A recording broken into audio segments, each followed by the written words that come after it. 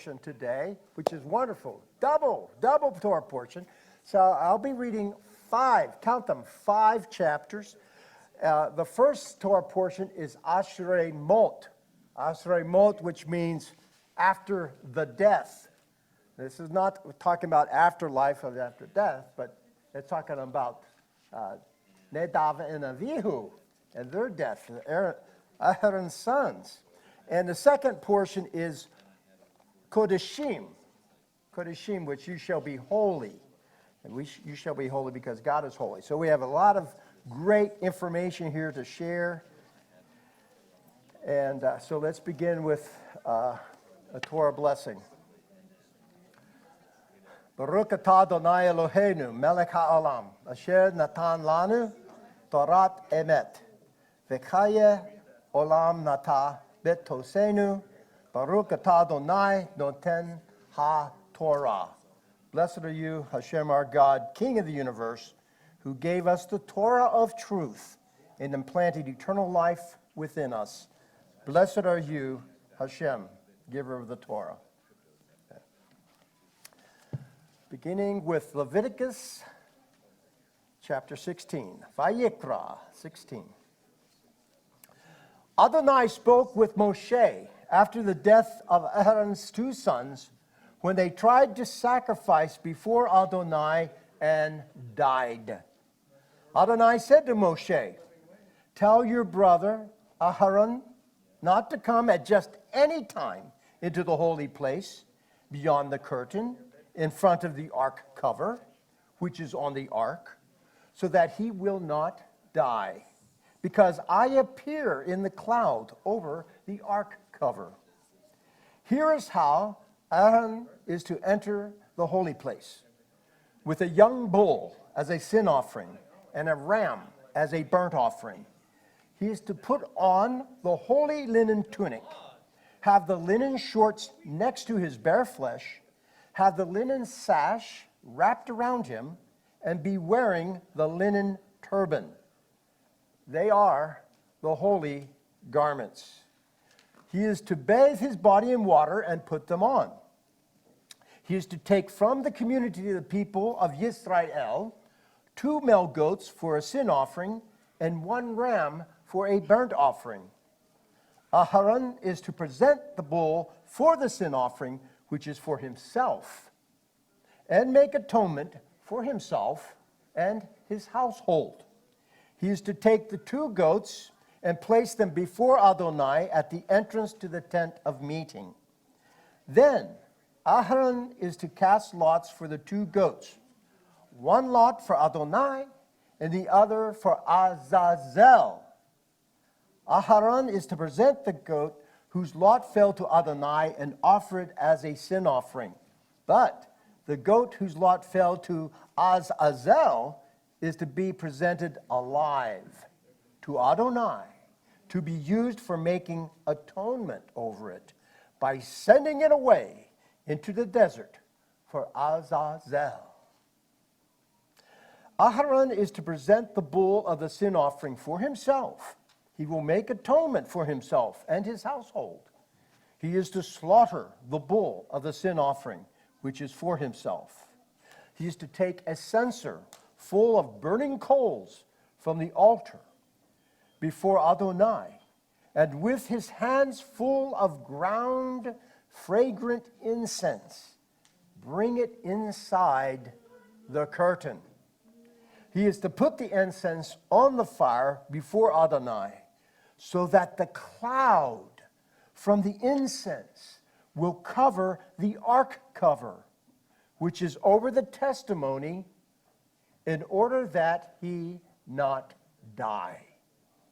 He is to take some of the bull's blood and sprinkle it with his finger on the ark cover toward the east, and in front of the ark cover he is to sprinkle some of the blood with his finger 7 times. Next, he is to slaughter the goat of the sin offering, which is for the people. Bring its blood inside the curtain, and do with its blood as he did with the bull's blood, sprinkling it on the ark cover and in front of the ark cover. he will make atonement for the holy place because of the uncleannesses of the people of Israel and because of their transgressions, all their sins. And he is to do the same for the tent of meeting, which is there with them right in the middle of their uncleannesses. No one is to present in the tent of meeting from the time he enters the holy place to make atonement until the time he comes out, having made atonement for himself, for his household, and for the entire community of Israel.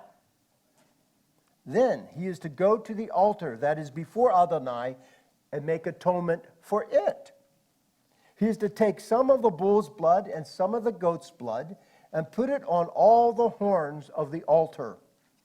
He is to sprinkle some of the blood on it with his finger 7 times, thus purifying it and setting it apart from the uncleannesses of the people of Israel. When he has finished atoning for the holy place, the tent of meeting, and the altar, he is to present the live goat.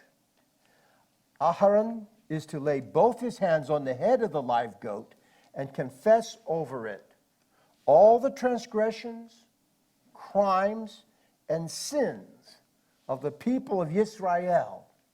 He is to put them on the head of the goat and then send it away into the desert with a man appointed for the purpose. The goat will bear all their transgressions away to some isolated place, and he is to let the goat go in the desert. Aharon is to go back into the tent of meeting, where he is to remove the linen garments he put on when he entered the holy place, and he is to leave them there. Then he is to bathe his body in water in a holy place, put on his other clothes, come out and offer his burnt offering and the burnt offering of the people, thus making atonement for himself and for the people. He is to make the fat of the sin offering go up in smoke on the altar. The man who let go the goat for Azazel is to wash his clothes and bathe his body in water. Afterwards, he may return to the camp. The bull for the sin offering and the goat for the sin offering, whose blood was brought in to make atonement in the holy place, is to be carried outside the camp. There they are to burn up completely their hides, meat, and dung. The person burning them is to wash his clothes and bathe his body in water. Afterwards, he may return to the camp. It is to be a permanent regulation for you that on the 10th day of the 7th month, you are to deny yourselves and not do any kind of work, both the citizen and the foreigner living with you. For on this day, atonement will be made for you to purify you. You will be clean before Adonai from all your sins. It is a Shabbat of complete rest for you, and you are to deny yourselves. This is a permanent regulation. The Kohen, anointed and consecrated to be Kohen in his father's place, will make the atonement. He will put on the linen garments, the holy garments. He will make atonement for the especially holy place. He will make atonement for the tent of meeting and the altar. And he will make atonement for the Kohanim and for all the people of the community. This is a permanent regulation for you to make atonement for the people of Israel because of all their sins once a year. Moshe did as Adonai had ordered him. Chapter 17. Adonai said to Moshe, "Speak to Aaron and his sons and to all the people of Israel. Tell them that this is what Adonai has ordered. When someone from the community of Israel slaughters an ox, lamb, or goat, inside or outside the camp, without bringing it to the entrance of the tent of meeting to present it as an offering to Adonai, before the tabernacle of Adonai, he is to be charged with blood. He has shed blood, and that person is to be cut off from his people."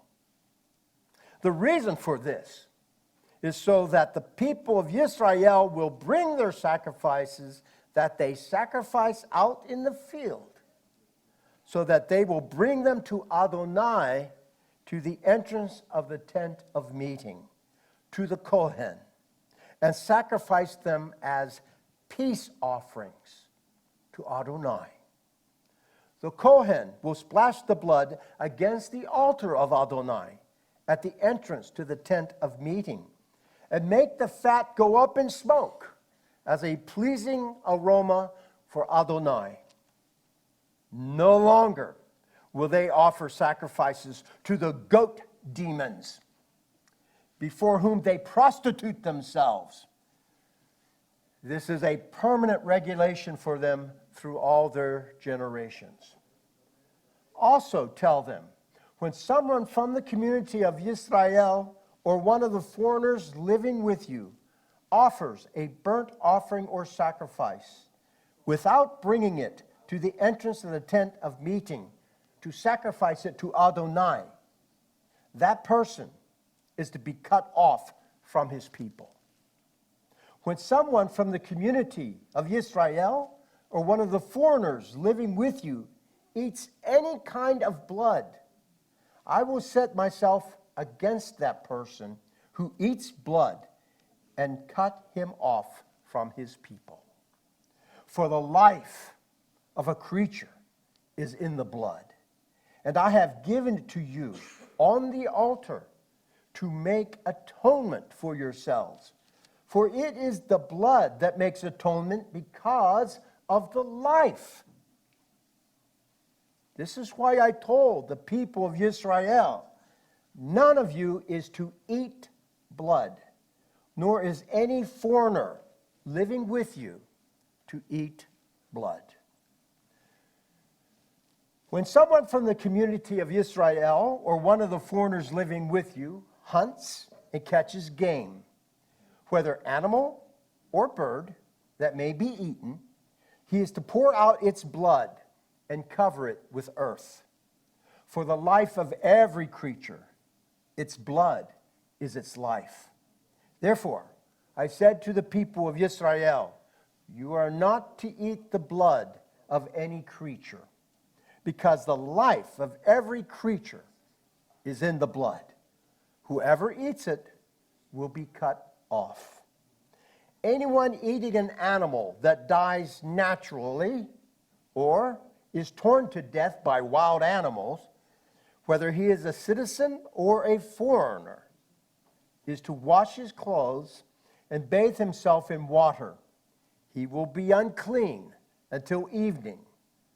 Then he will be clean. But if he doesn't wash them or bathe his body, he will bear the consequences of his wrongdoing. Chapter 18. Adonai said to Moshe, speak to the people of Israel. Tell them, I am Adonai your God. You are not to engage in the activities found in the land of Egypt where you used to live, and you are not to engage in the activities found in the land of Canaan, where I am bringing you, nor are you to live by their laws. You are to obey my rulings and laws and live accordingly. I am Adonai your God. You are to observe my laws and rulings. If a person does them, he will have life through them. I am Adonai. None of you is to approach anyone who is a close relative in order to have sexual relations. I am Adonai. You are not to have sexual relations with your father, and you're not to have sexual relations with your mother. She is your mother. Do not have sexual relations with her. You are not to have sexual relations with your father's wife. That is your father's prerogative. You are not to have sexual relations with your sister, the daughter of your father, or the daughter of your mother, whether born at home or elsewhere. Do not have sexual relations with them. You are not to have sexual relations with your son's daughter or with your daughter's daughter. Do not have sexual relations with them, because their sexual disgrace will be your own. You're not to have sexual relations with your father's wife's daughter, born to your father, because she is your sister. Do not have sexual relations with her. You're not to have sexual relations with your father's sister, because she is your father's close relative. You're not to have sexual relations with your mother's sister, because she is your mother's close relative. You are not to disgrace your father's brother by having sexual relations with his wife, because she is your aunt. You're not to have sexual relations with your daughter-in-law, because she is your son's wife. Do not have sexual relations with her. You're not to have sexual relations with your brother's wife, because this is your brother's prerogative.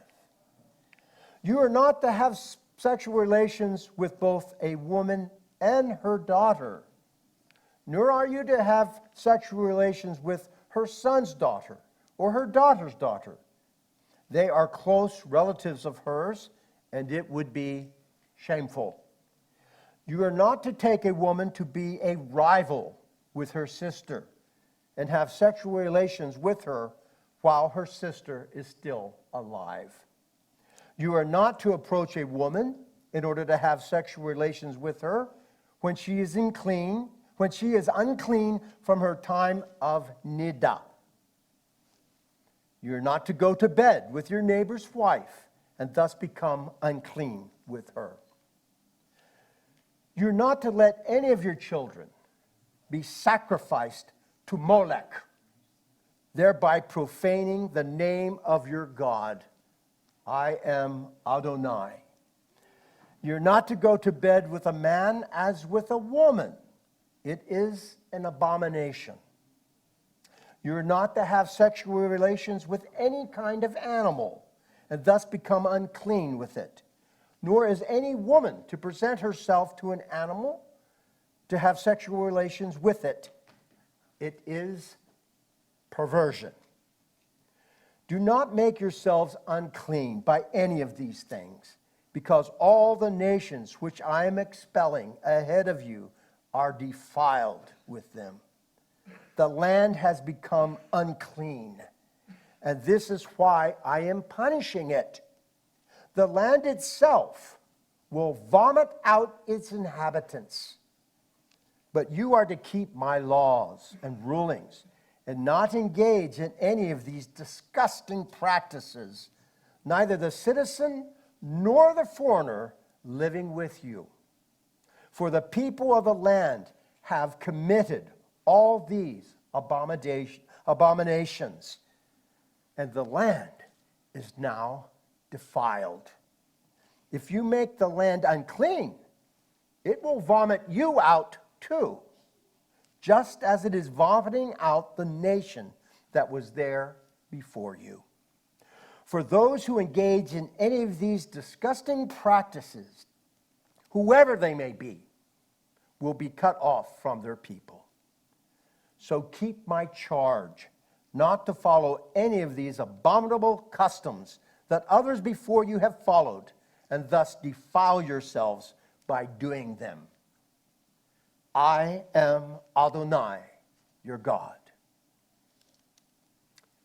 Chapter 19. Adonai said to Moshe, speak to the entire community of Israel. Tell them, you people are to be holy because I, Adonai, your God, am holy. Every one of you is to revere his father and mother, and you are to keep my Shabbats. I am Adonai, your God. Do not turn to idols, and do not cast metal gods for yourselves. I am Adonai, your God. When you offer a sacrifice of peace offerings to Adonai, offer it in a way that will make you accepted. It is to be eaten the same day you offer it and the following day. But if any of it remains until the third day, it is to be burned up completely. If any of it is eaten on the third day, it will have become a disgusting thing and will not be accepted. Moreover, everyone who eats it will bear the consequences of profaning something holy meant for Adonai. That person will be cut off from his people. When you harvest the ripe crops produced in your land, don't harvest all the way to the corners of your field, and don't gather the ears of grain left by the harvesters. Likewise, don't gather the grapes left on the vine or fallen on the ground after harvest. Leave them for the poor and the foreigner. I am Adonai, your God.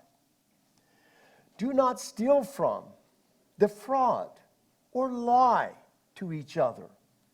Do not swear by my name falsely, which would be profaning the name of your God. I am Adonai. Do not oppress or rob your neighbor.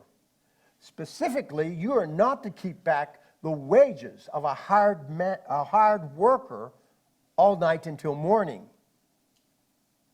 Do not speak a curse against a deaf person or place an obstacle in the way of a blind person. Rather, fear your God. I am Adonai. Do not be unjust in judging. Show neither partiality to the poor nor deference to the mighty, but with justice judge your neighbor. Do not go around spreading slander among your people, but also don't stand idly by when your neighbor's life is at stake. I am Adonai. Do not hate your brother in your heart, but rebuke your neighbor frankly, so that you won't carry sin because of him. Don't take vengeance on or bear a grudge against any of your people. Rather, love your neighbor as yourself. I am Adonai. Observe my regulations. Don't let your livestock mate with those of another kind. Don't sow your field with two different kinds of grain. And don't wear a garment of cloth made with two different kinds of thread. If a man has sexual relations with a woman who is a slave, intended for another man, and she has neither been redeemed nor given her freedom, there is to be an investigation. They are not to be put to death because she was not free. In reparation, he is to bring a ram as a guilt offering for himself to the entrance of the tent of meeting. The Kohen will make atonement for him with the ram of guilt offering before Adonai for the sin he committed, and he will be forgiven for the sin he committed.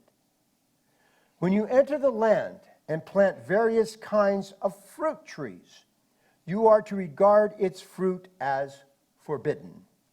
For 3 years, It will be forbidden to you and not eaten. In the 4th year, all of its fruit will be holy, for praising Adonai.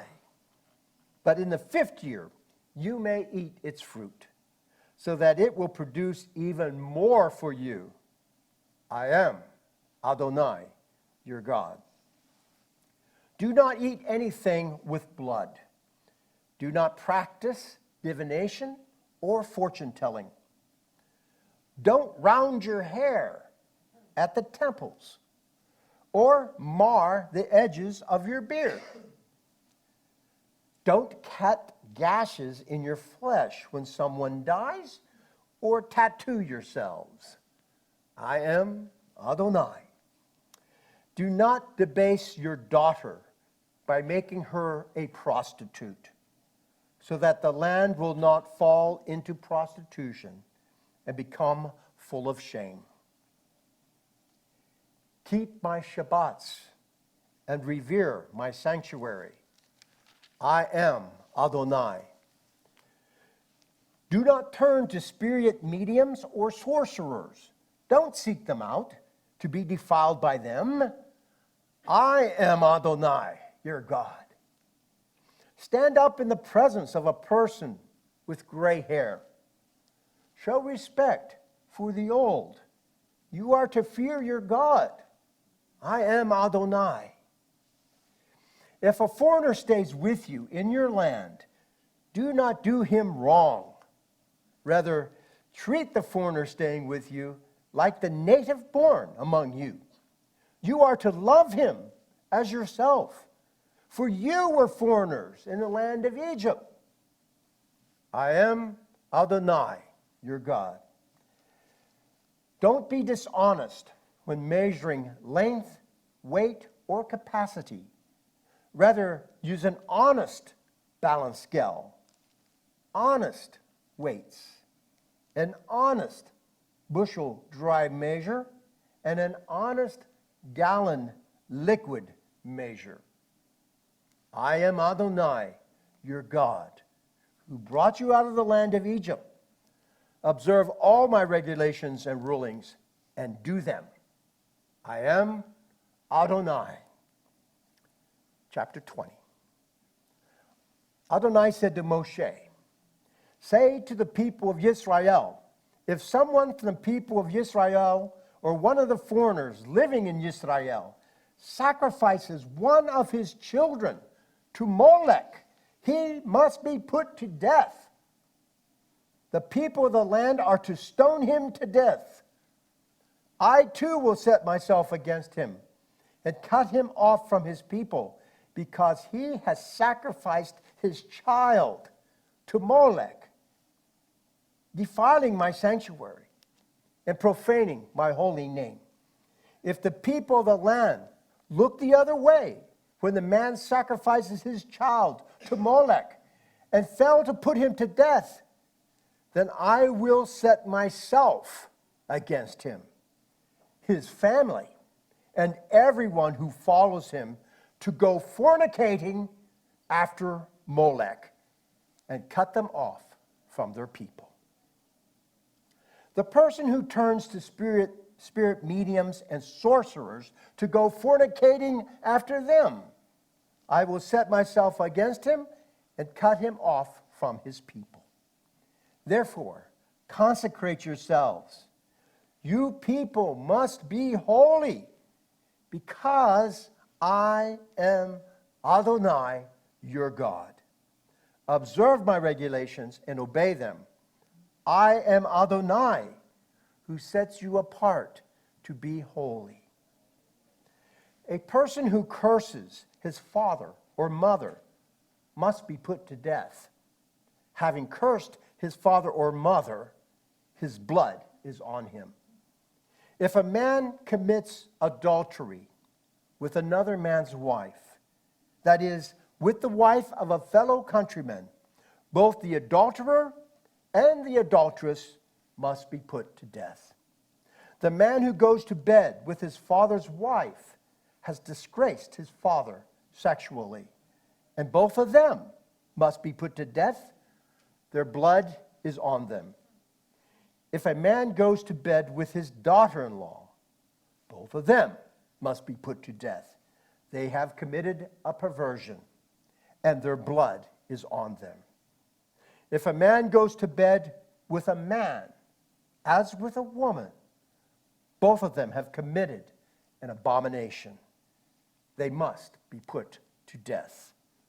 Their blood is on them. If a man marries a woman and her mother, it is a depravity. They are to be put to death by fire, both he and they, so that there will not be depravity among you. If a man has sexual relations with an animal, he must be put to death, and you are to kill the animal. If a woman approaches an animal and has sexual relations with it, you are to kill the woman and the animal. Their blood will be on them. If a man takes his sister, his father's daughter, or his mother's daughter, and has sexual relations with her, and she consents, it is a shameful thing. They are to be cut off publicly.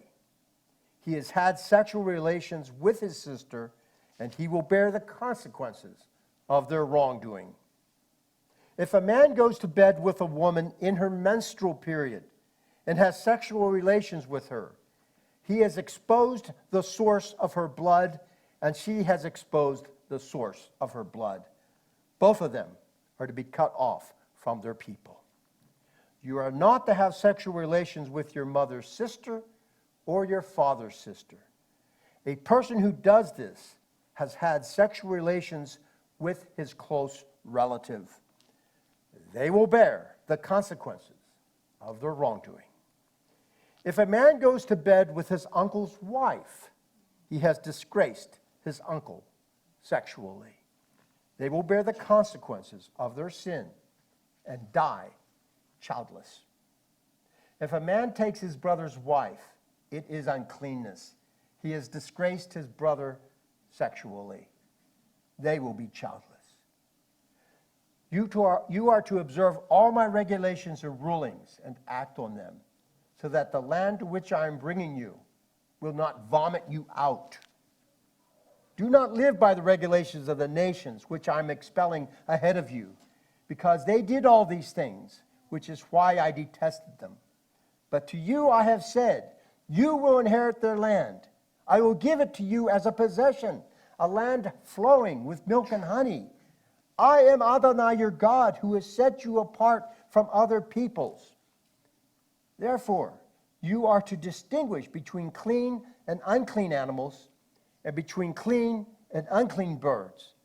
Do not make yourself detestable with an animal, bird, or reptile that I have set apart for you to regard as unclean. Rather, you people are to be holy for me, because I, Adonai, am holy, and I have set you apart from the other peoples, so that you can belong to me. A man or woman who is a spirit medium or sorcerer must be put to death. They are to stone them to death. Their blood will be on them.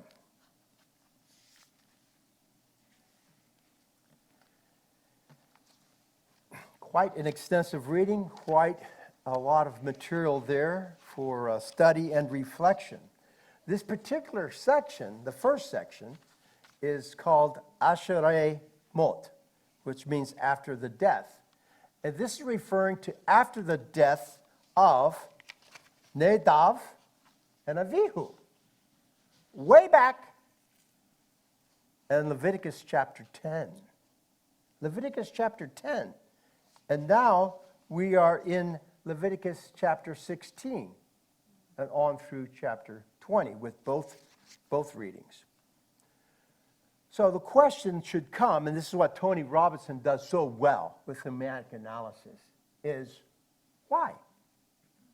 Why do we have this long break?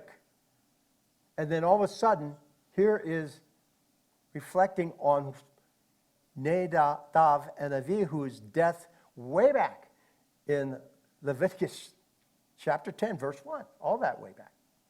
We've had Leviticus 11, 12, 13, 14, and 15, and now 16. What occurred?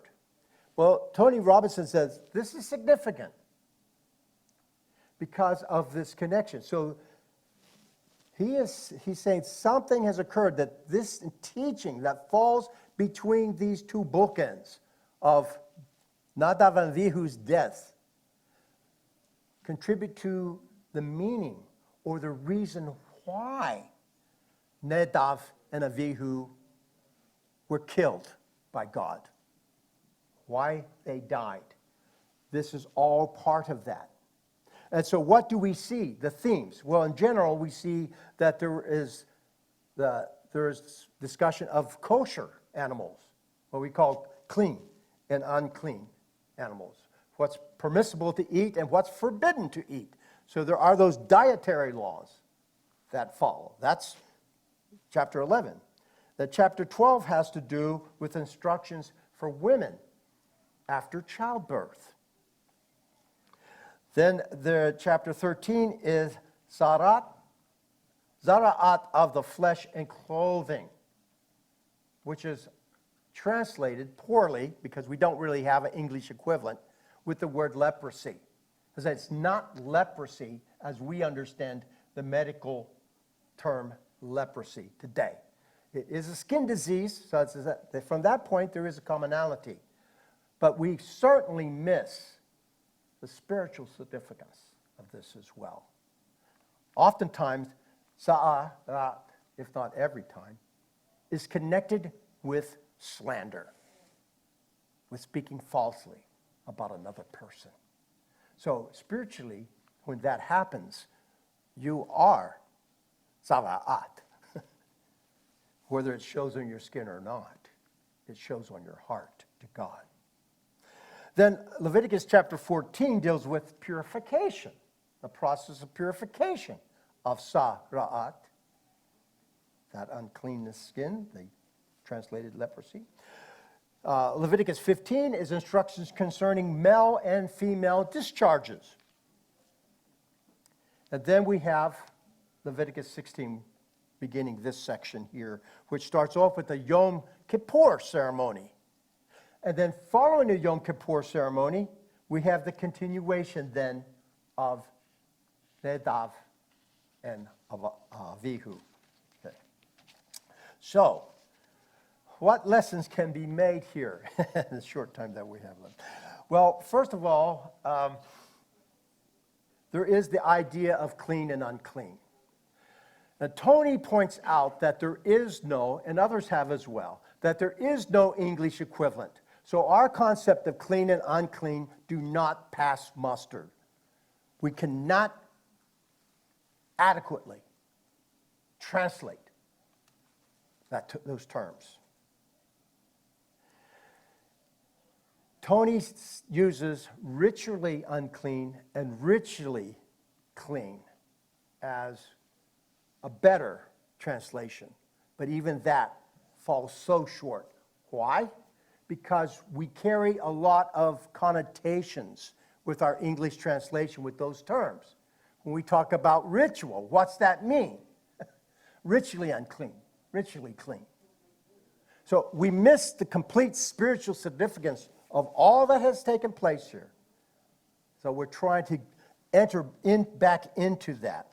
So he talks here, though, he says the core issue throughout all of this is that what is being taught here is how a person is to draw near to Adonai. How a person is to draw near to Adonai. Now, we looked earlier, not today, but earlier in our study of the Torah, about the term for sacrifice, which is korban, the Hebrew word korban, which is translated sacrifice. But we see that the root of that and the core meaning of that is simply to draw near. Again, with our culture, Western culture, English translation, the idea of sacrifice is that you're giving up something. You're making a sacrifice. And that is so far away from what's happening here that it confuses the entire issue and it colors and clouds our theology. And it's actually taking us further away from what the Torah is actually teaching. So, the point here is, though, that to approach Israel had to approach Adonai with blood sacrifice. The life is in the blood. And all of this is about life, not death. It says after death, after the death of Nadav and Avihu, it's about life. Because the key thing here is that promise that is made is that by following the Kokim and the Mishpatim, by following the Torah, by obeying God's commandments, we have life. It's all about life. It's the way to live. It's not restrictions to restrict our lives and to make us less than what we think we could be or should be. It's to actually free us to be what God intended for us to be. It's tremendously freeing to actually follow the Torah, because it brings us into proper relationship with God, and it brings us into life and the meaning of life. And so we see a lot of the things here have to do with the blood, which God says time and time again, this is connected with life. And that's why not to eat blood. Now, many think when it says, Scripture, it says not to eat blood. That's not talking about drinking blood, which is what most people seem to think about. Not talking about that. It's talking about eating this meat without it being properly sacrificed in order to draw near to God, rather than to go away from God. So that the blood is dealt with. It says if it's a wild animal, you can eat that. But the blood is to be poured out on the ground and covered with dust. Dirt. But if something is killed that's for a meat, just for the meat to eat in the field, cannot be sacrificed in the field, must be brought to the tent of meeting, must be brought and offered to Adonai as a peace offering. And the blood will be atoned for. It will be dealt with. It will be poured out. It will be on the altar. It will be clean. That's all part of this process. Now, the idea here of Kokim and Mishpatim is something from Eddie Chumney from a couple years ago. Really powerful lesson that he was talking about. These verses are talked about in Leviticus 18. We read them today. I did not care too much for the translation. And yes, this is Complete Jewish Bible, which should be doing a pretty good job, but hey, all English translations are going to have some weaknesses. So the Complete Jewish Bible translates Kokim as laws. Well, that caused some confusion because Torah also means law. So here we have in English the word law, and it can have 2 or 3 different Hebrew words depending upon the context.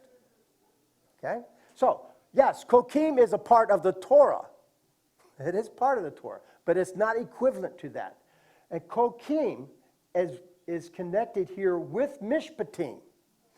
And Eddie Chumney made a great point with this. Kokim, and we see this here in Leviticus 18. Kokim deals with those laws and ordinances that deal with our relationship with Adonai. And we call that laws relating to our vertical relationship with God. But Mishpatim are those rulings and judgments that relate to our relationship with other people. And we call that a horizontal with each other. And one of the points that Eddie made is that we have much division within the religious world. But the division is not over the commandments related to mishpatim. For the most part, we are in agreement and we understand how we are supposed to treat each other. But we will set mishpatim aside if our understanding of kokim is different from someone else's. If our understanding of what it means to be in relationship to God is different from someone else, we cut them off.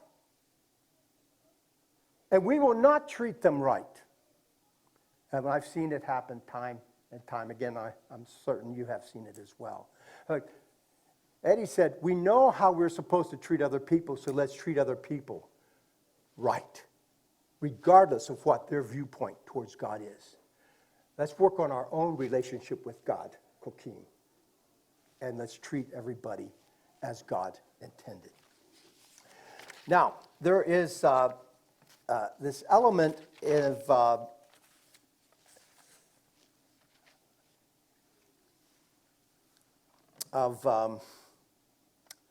I'm going to jump to Leviticus chapter 17. If you in your handout, there's a section that says, "How can we miss the obvious?" If you have your handout there, how can we miss the obvious? And that follows several pages beyond the. It's a long one. This is a great study, certainly. But it's near the end. Before we get to Kodashim, you'll see a little chart. And it has the Torah passage, the subject, and then a passage from Acts. So Tony is making connection between Acts chapter 15 and this Torah portion, Leviticus 17 and 18. And so he looks here at the subject of these Torah passages being proper worship, proper diet, that's the kosher laws, right? And proper sexual relations. I mean, it went on quite extensively, right? There was a lot of detail there for all of that. Proper worship, proper diet, proper sexual relationship. And then he connects that with Acts chapter 15. Because in Acts chapter 15, which most Christians think deals primarily with circumcision, that was the ruling in conjunction with the Holy Spirit that the Gentile believers and Yeshua who have been grafted into Israel did not have to be circumcised physically. Still required to be circumcised spiritually. Circumcision is still there, but they were not to be circumcised physically. That was still reserved for those Jews who had been born in Israel, who are not grafted in, the natural born, that they still observe circumcision. And they still do to this day. But the other point that was used, this is often glossed over, that Jacob, the leader of the church with the apostles and the leaders in Jerusalem, said that the Gentile believers in Yeshua were to meet every Shabbat at the synagogue in order to study the Torah. Wow. The point that Tony's making with this is that just as we looked at from the same section, where we're to love our neighbor as ourselves, I'm wrapping up, to love our neighbor as ourselves, that Yeshua and Paul both use that to sum up the Torah and the prophets. It's a summation. It's not a disannulment of the Torah. It's what the Torah is teaching. It's nothing new. It's, as Brad Scott would say, it's renewed covenant. The same thing is here with proper worship, proper diet, proper sexual relations. He said that's the same thing that's here, and that, yes, what he's laying out there, this is the direction that the believers in Yeshua, even Gentiles, are supposed to follow. Proper worship, proper diet, proper sexual relationship. It's a summation of the Torah. So quite the opposite of the way it's taken. It's where Christianity says, well, we don't have to follow the Torah anymore.